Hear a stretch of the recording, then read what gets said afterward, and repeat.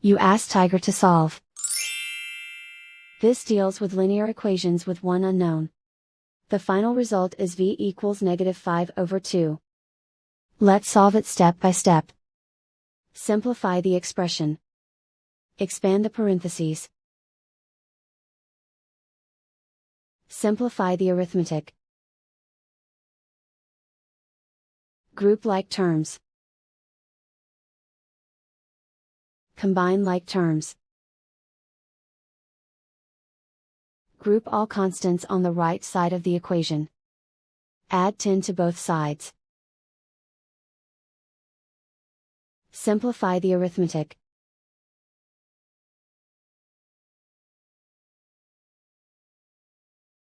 Isolate the v. Divide both sides by -4. Cancel out the negatives. Simplify the fraction. Move the negative sign from the denominator to the numerator.